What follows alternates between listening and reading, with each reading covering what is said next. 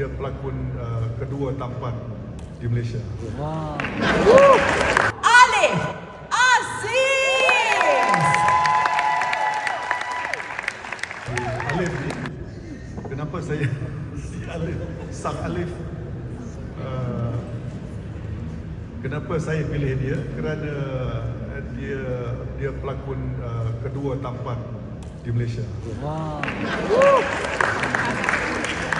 Siapa yang pertama lah tu? Kalau Alif yang kedua, ha? Jangan tanya. Tak boleh disebut ya?